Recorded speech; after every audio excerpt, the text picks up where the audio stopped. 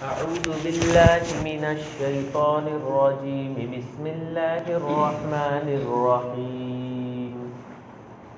قل هو الذي ذرأكم في الأرض وإليه تحشرون ويقولون متى هذا الوعد إن كنتم صادقين. قل إنما العلم عند الله وإنما أنا نذير مبين. فلما رأوه زلفة سيئت وجوه الذين كفروا وقيل هذا الذي كنتم به تدعون. قل أرأيتم إن أهلكني الله ومن معي أو رحمنا فمن يجير الكافرين من عذاب أليم. قل هو الرحمن آمنا به وعليه توكلنا فستعلمون من هو في ضلال مبين. قل أرأيتم إن أصبح ماؤكم غورا فمن يأتيكم بماء معين. کہہ دیجئے کہ وہ وہی ذات ہے کہ جس نے تم کو زمین میں پھیلایا اور اسی کی طرف جمع کیے جاؤ گے. اور وہ لوگ کہتے ہیں کہ کب ہے یہ وعدہ اگر تم سچے ہو. کہہ دیجئے کہ البتہ علم تو اللہ تبارک و تعالیٰ کے پاس ہے، میں تو کھلم کھلا ڈرانے والا ہوں. بس جب کہ وہ دیکھیں گے قریب سے عذاب کو تو ان کے چہرے بگڑ جائیں گے کہ جنہوں نے کفر کیا، یعنی کافروں کے چہرے بگڑ جائیں گے اور ان سے کہا جائے گا کہ وہی تو چیز ہے کہ جس کا تم سے وعدہ کیا جاتا تھا. کہہ دیجئے کہ بھلا تم بتلاؤ کہ اگر اللہ تبارک و تعالی مجھ کو اور میرے ساتھ والوں کو ہلاک کر دے یا ہم پر رحم فرمائے، پس کافرین کو دردناک عذاب سے کون بچائے گا. کہہ دیجئے کہ وہ رحمان کہ جس پر ہم ایمان لے آئے اور اسی پر ہم نے بھروسہ کیا، بس عنقریب تم لوگ جان لوگے کہ کون کھلی ہوئی گمراہی میں ہے. کہہ دیجئے کہ بھلا تم دیکھو کہ اگر تمہارے پانی کو صبح کے وقت خشک کر دیوے تو کون ہے جو تمہارے لیے پانی کو جاری کرے.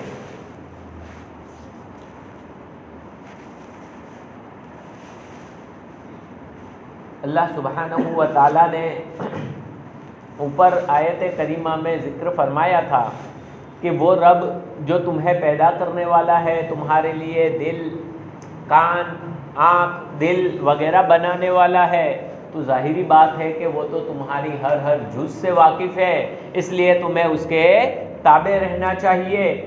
آگے آج اس آیت کریمہ میں فرماتے ہیں اللہ رب العالمین کہ کہہ دیجئے کہ وہ وہی ذات ہے کہ جس نے تم کو زمین میں پھیلایا اور اسی کی طرف تم جمع کیے جاؤ گے.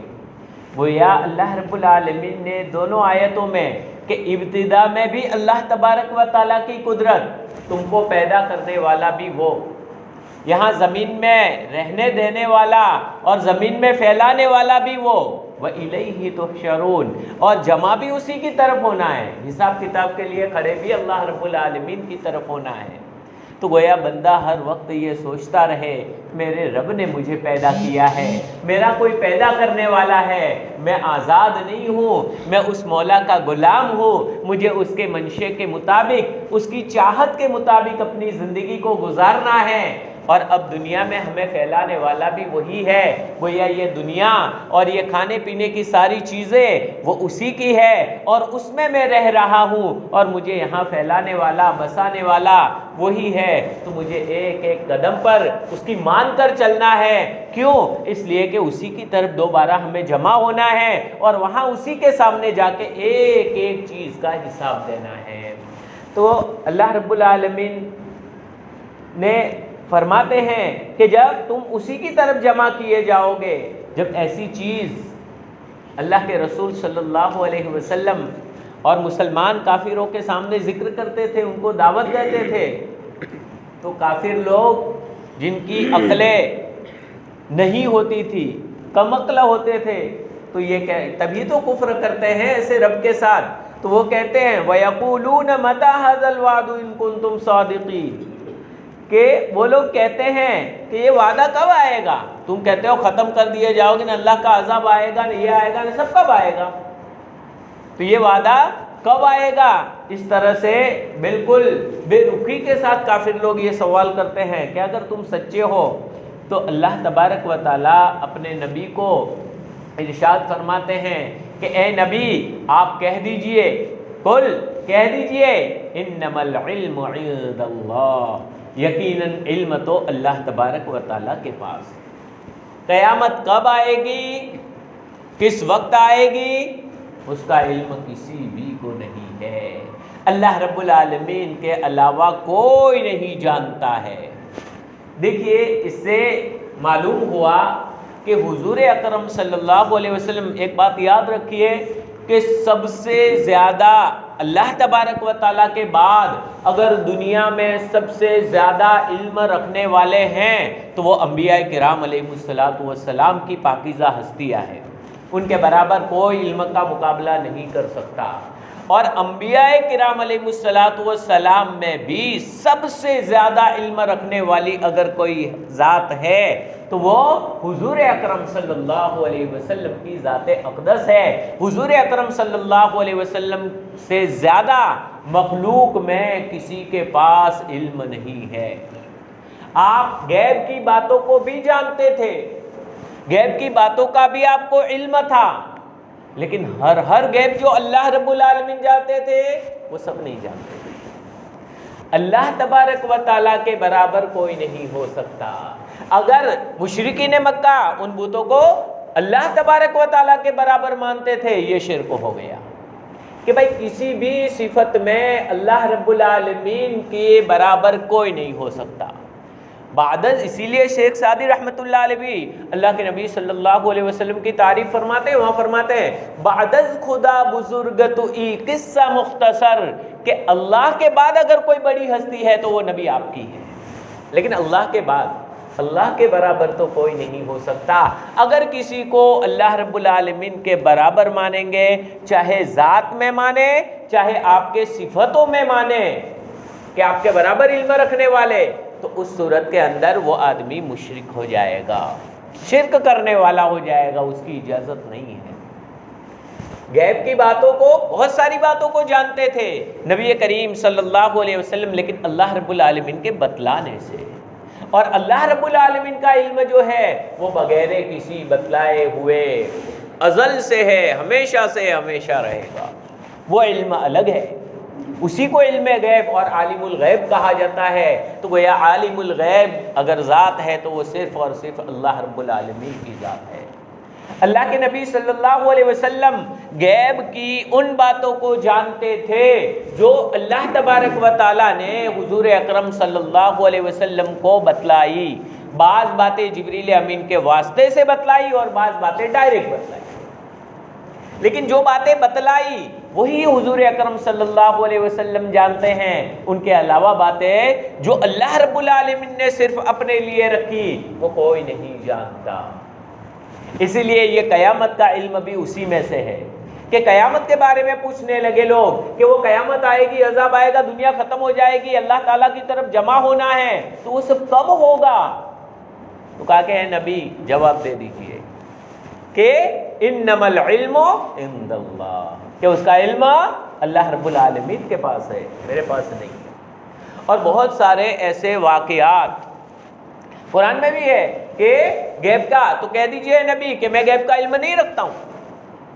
جنت جہنم وغیرہ غیب کی باتیں جو بتلائی اس کا علم رکھتے تھے آپ صلی اللہ علیہ وسلم، لیکن سارا غیب کلی، ہر غیب کی بات کو بغیر بتلائے ہوئے خود بخود جاننا، ایسا علم اللہ کے نبی صلی اللہ علیہ وسلم کے پاس نہیں تھا.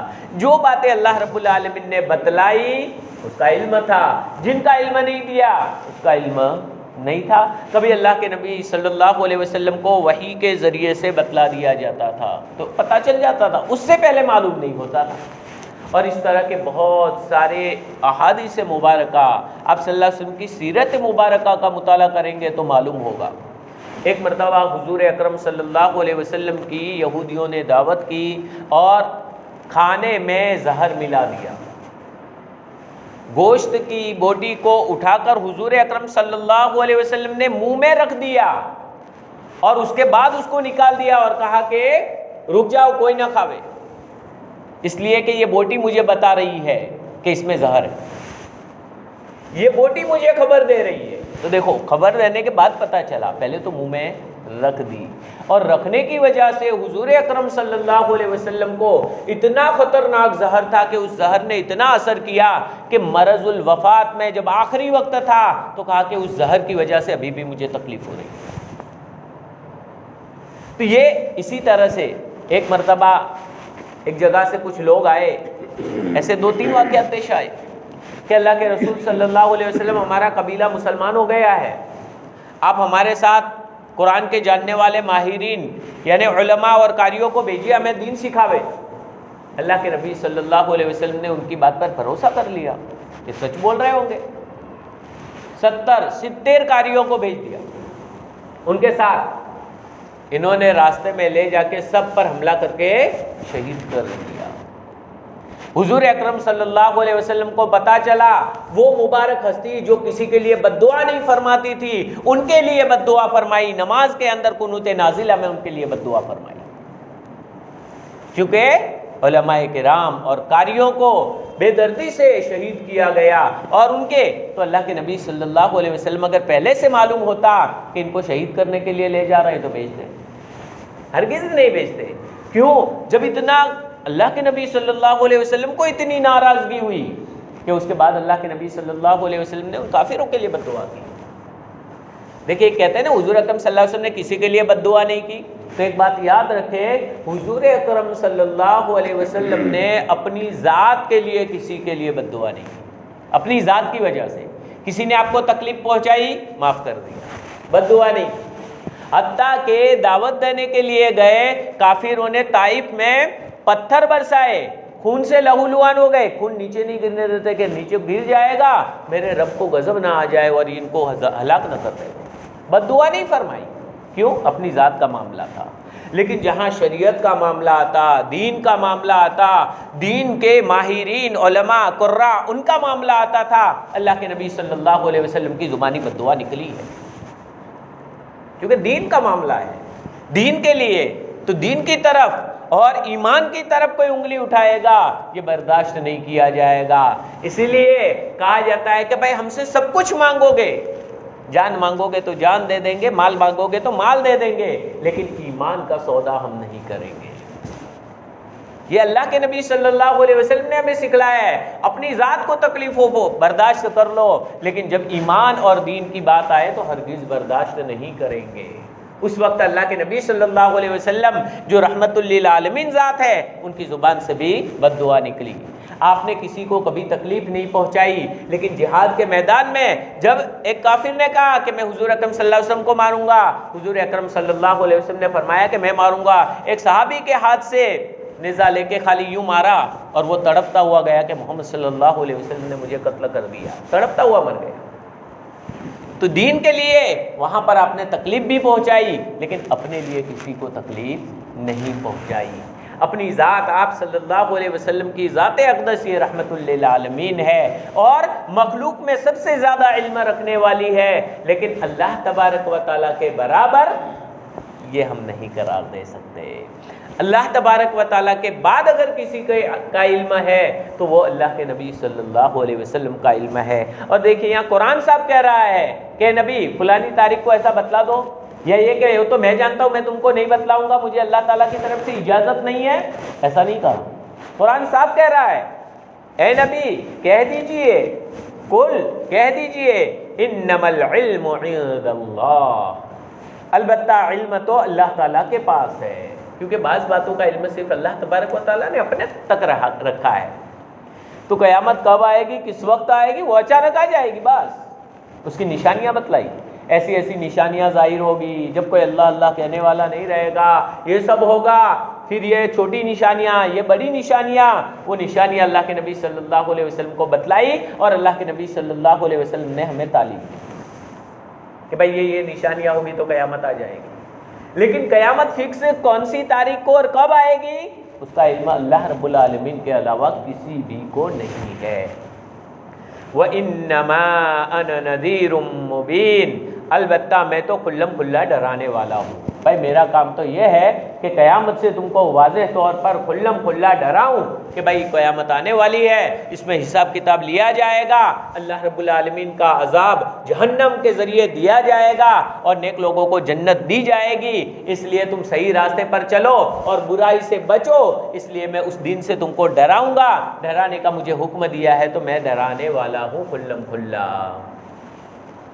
فَلَمَّا رَأَوْهُ زُلْفَةً سِيئَتْ وُجُوهُ الَّذِينَ كَفَرُوا, بس جب کہ وہ اس کو قریب سے دیکھیں گے, یعنی جب قیامت آ جائے گی اور اللہ رب العالمین کا عذاب بالکل قریب سے دیکھیں گے, تو ان لوگوں کے کہ جنہوں نے کفر کیا چہرے بگڑ جائیں گے.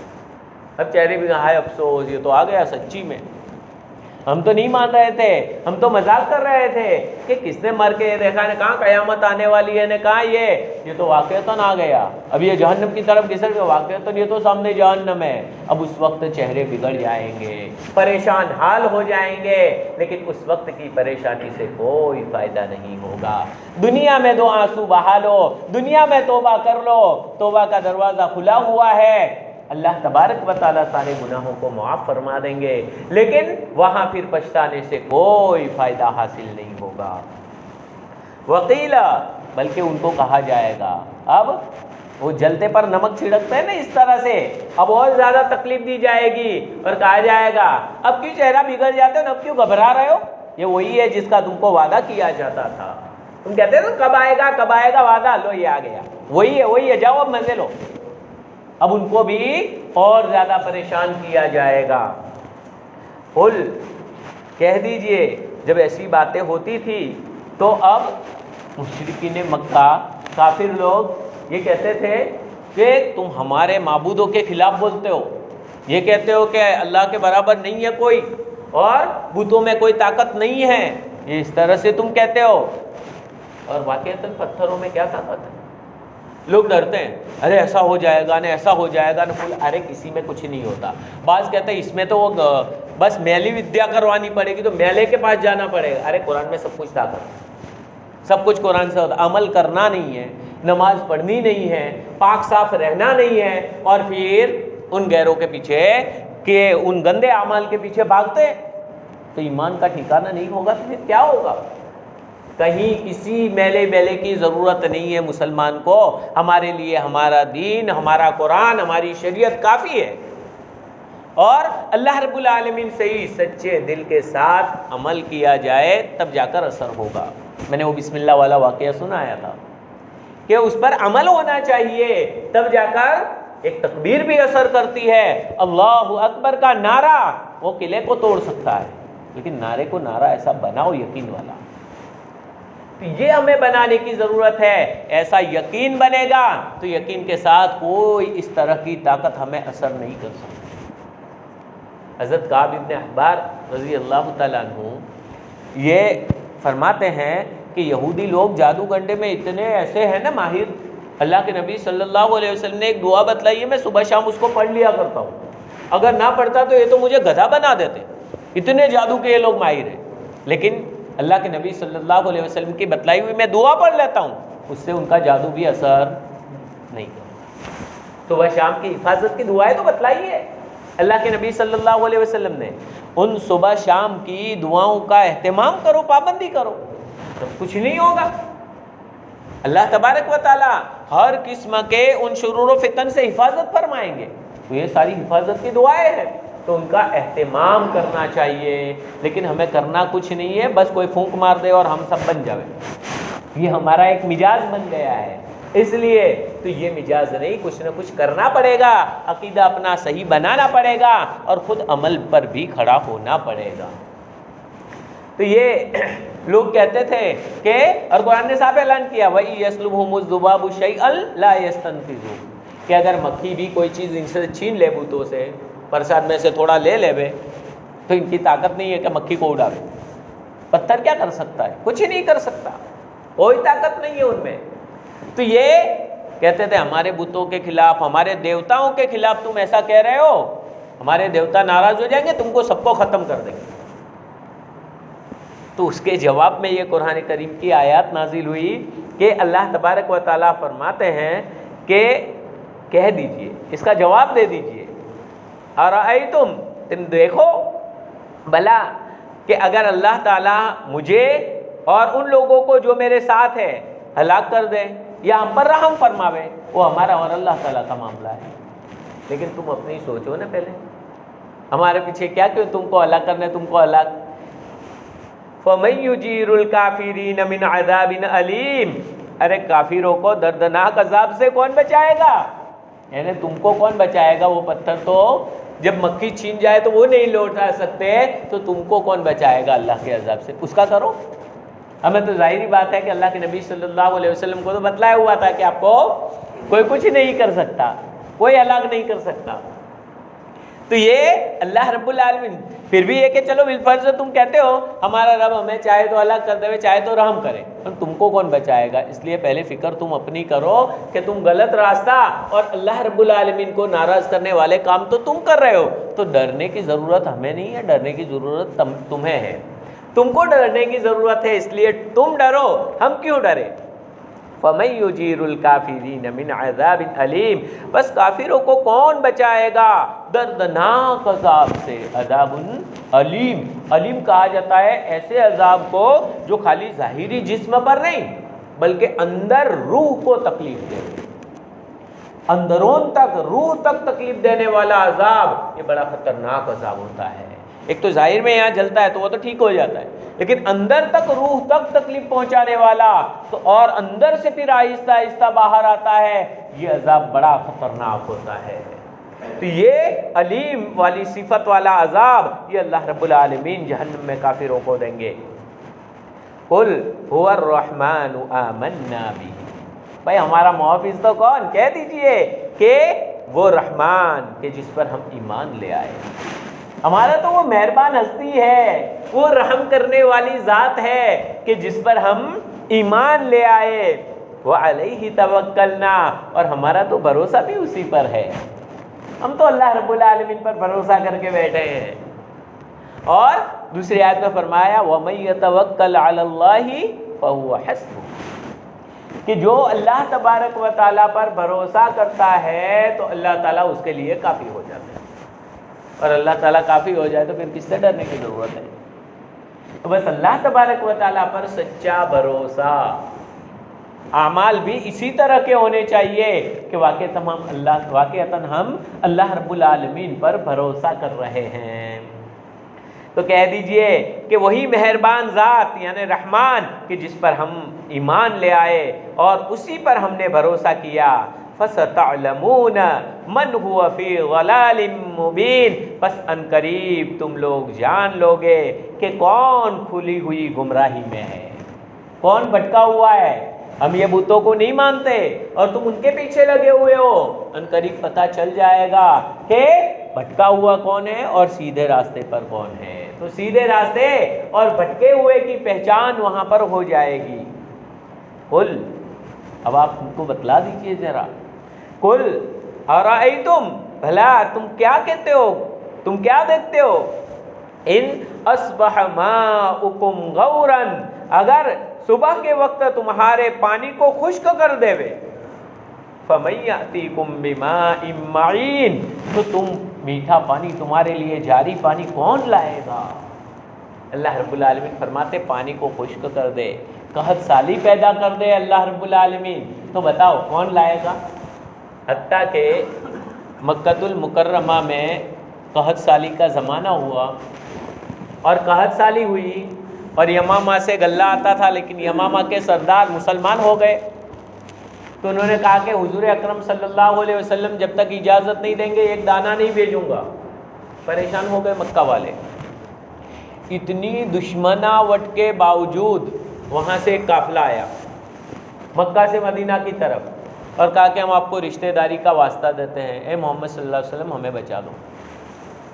کافر ہے، دشمن ہے، آپس میں لڑائیاں ہوئی ہے، لیکن اس کے باوجود حضور اکرم صلی اللہ علیہ وسلم کے پاس آتے ہیں اور آنے کے بعد کہتے ہیں اے اللہ کے نبی صلی اللہ علیہ وسلم آپ ذرا سفارش کر دیجئے کہ ہمیں کھانا پینا غلہ مل جائے، آپ کے رشتہ دار ہیں، آپ کے خاندان والے ہیں، سب مر جائیں گے۔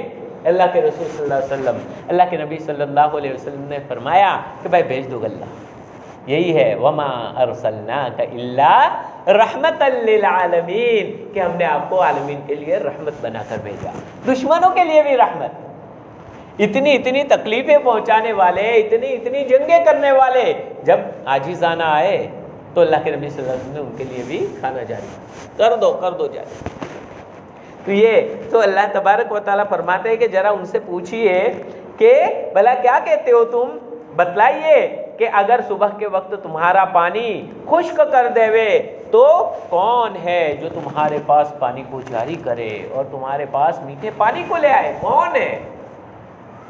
علماء کرام نے اور مفسرین کرام نے لکھا ہے کہ جب اس آیت کریمہ کو پڑھا جائے اور جب یہ آیت کریمہ سامنے آئے قل ارأیتم ان اصبح ماؤکم غورا فمن یأتیکم بماء معین، تو فوراً ہماری زبان سے نکلنا چاہیے کہ اللہ یأتینا بماء معین، کہ اللہ رب العالمین ہمارے پاس لے آئے گا میٹھے پانی کو، بہنے والے پانی کو، یعنی اللہ رب العالمین لانے والا ہے، اس کے علاوہ کسی کی قدرت نہیں ہے۔ تو یہ فوراً اللہ، کم از کم یہ پورا یاد نہ ہو تو یہ جب پڑھا جائے کہ کون لائے گا پانی کو تمہارے پاس، تو فوراً ہماری زبان سے نکلنا چاہیے اللہ، میرا مولا لائے گا، ضرور ہمیں اللہ تعالیٰ پر ہم نے بھروسہ کیا ہے تو وہ ہمارے پاس پانی کو بھی لے آئے گا۔ یہ سورہ ملک تبارک الذی مکمل ہو گئی، انشاءاللہ آئندہ ہفتے سورہ قلم اس کو شروع کریں گے۔ اللہ رب العالمین ہمیں کئی سنی باتوں پر عمل کرنے کی توفیق نصیب فرمائے اور قرآن سے محبت ہم سب کو نصیب فرماوے۔